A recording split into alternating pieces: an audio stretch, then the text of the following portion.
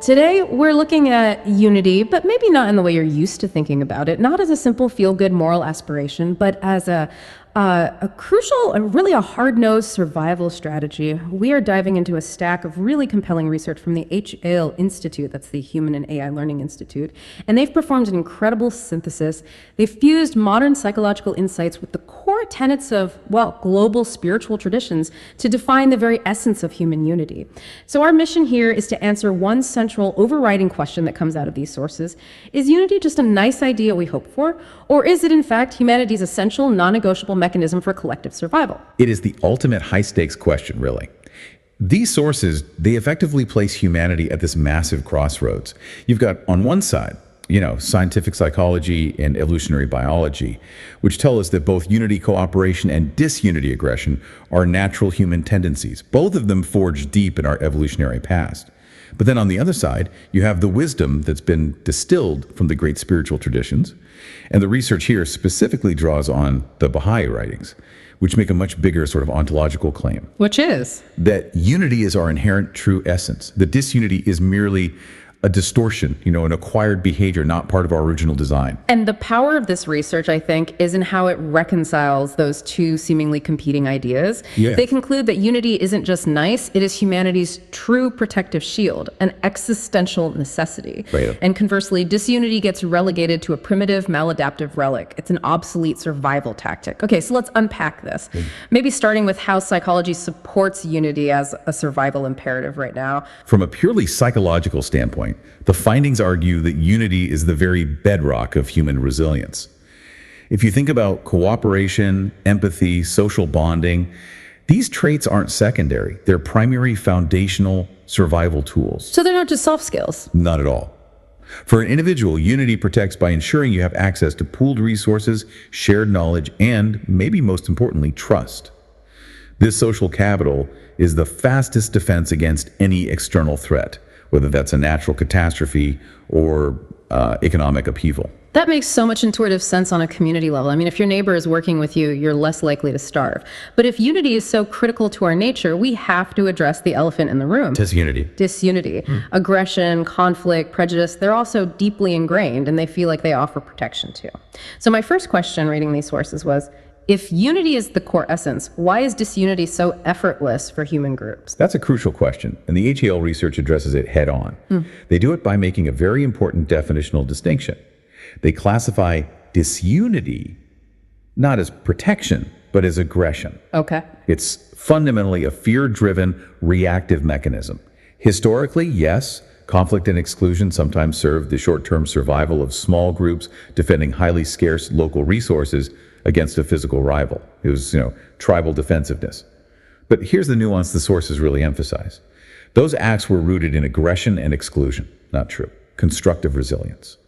That short-term fear-based aggression is fundamentally different from the long-term proactive defense we see in robust, unified social structures. So we have two different types of defense. One based on fear and exclusion, which is aggression. Right. And one based on cooperation and trust, which is unity. Exactly. And the modern psychological conclusion is, well, unequivocal. Today, unity is the superior, more durable defense. We have mountains of data now showing the tangible benefits. Just think about individual health. Strong social support networks significantly reduce chronic stress, they speed up recovery from trauma, and generally improve longevity.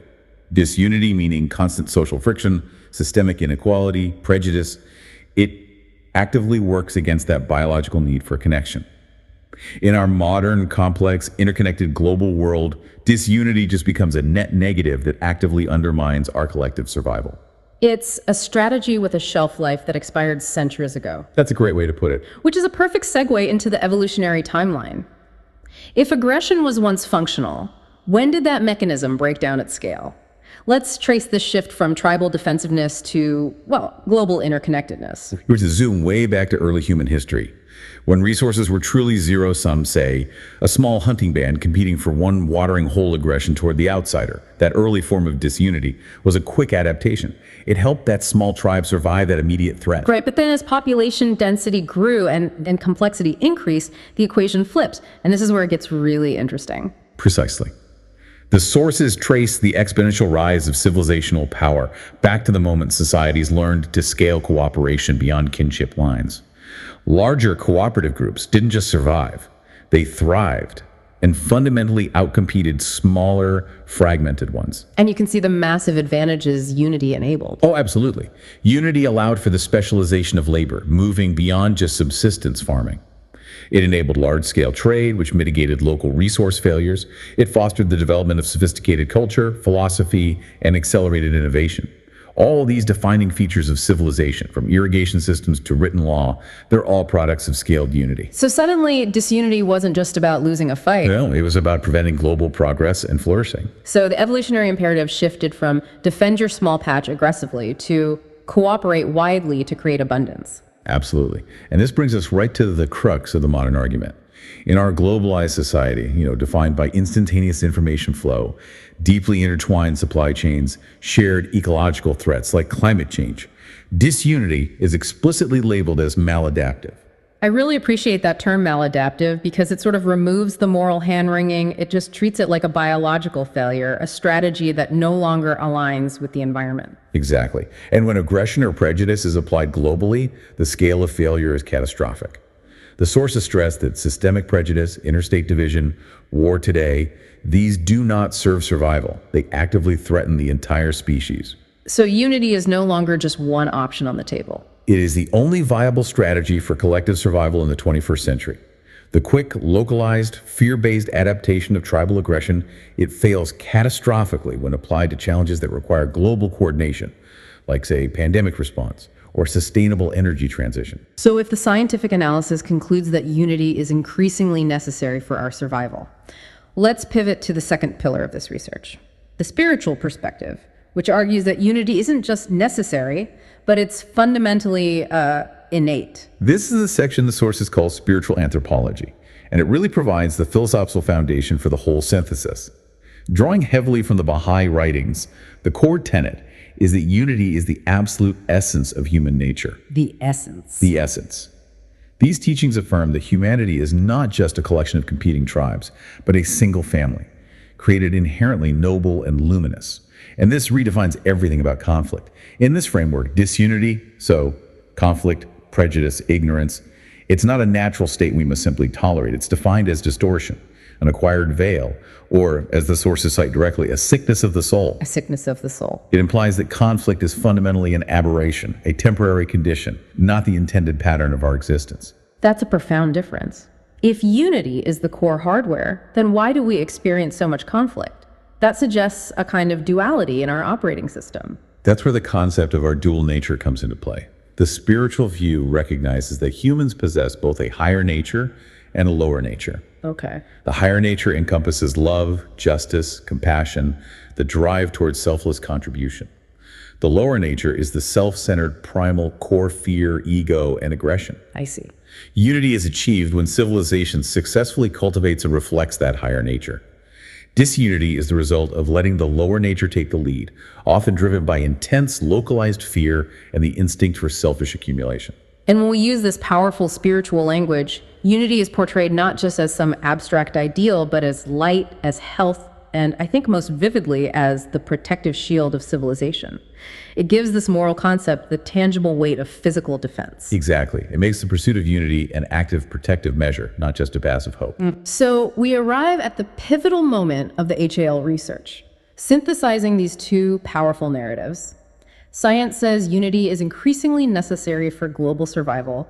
Revelation says unity is our true essence. How do they formally reconcile these two, very different claims? They define unity as ontological, while disunity is defined as contingent. Okay, we need to unpack those academic terms quickly for us and for you listening. What does it mean that unity is ontological? Ontological means relating to the nature of being or existence. So to say unity is ontological means it is the fundamental true reality of what it means to be human. It's the underlying structure. Like the factory default. Exactly. It's the core hardware of the human operating system. It's the permanent architecture. And if unity is the permanent hardware, what does it mean that disunity is contingent? Contingent means accidental, dependent on specific circumstances, or temporary. Disunity, therefore, is not a permanent feature of our design. It's a deviation. A software glitch. To continue the analogy, yes, it's like a serious but fixable software glitch, or a deep corruption that has been acquired through historical circumstance ignorance, and fear. The underlying system, the hardware, is still unified, but the execution is corrupted. And this reconciliation is so practically liberating because it changes how we approach conflict. The sources argue that we have to understand the pathology of disunity, but only in order to actively transcend it. Okay. They use this powerful analogy. Studying disunity is like studying a specific disease, not to adopt the sickness, but to strengthen the body's immune system, to inoculate against it. That shifts the entire focus from just managing conflict to building immunity. Which brings us to the next, inevitable phase of human development. If unity is the essential protective shield, then the whole species needs a kind of global software upgrade. Right. The sources make a strong claim that humanity is now rapidly evolving toward a stage where disunity serves absolutely no positive purpose whatsoever. It becomes pure existential liability. That's the imperative.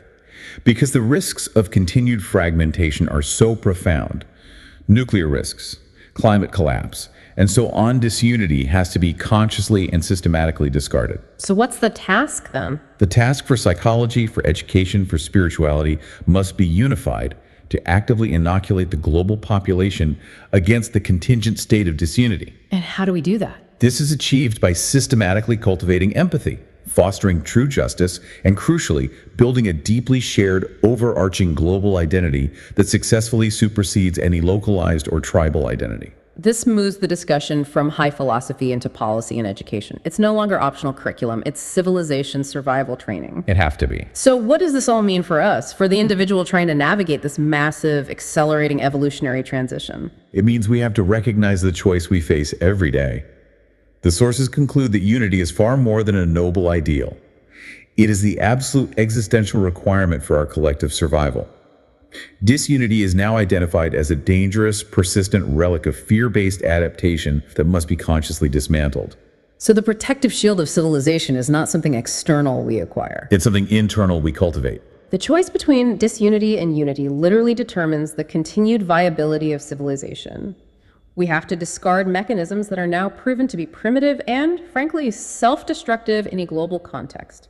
So here's the final provocative thought for you, the listener, to maybe mull over and explore in your own life based on the findings of this HL research. If unity is the required inoculation for the next phase of human evolution, what concrete, measurable steps in our daily lives, our media consumption, our political engagement, or simply our responses to perceived conflict reflect the conscious cultivation of that higher nature, meaning love and justice, over the lower contingent nature of fear and ego? You have to examine your own wiring for those ancient maladaptive glitches.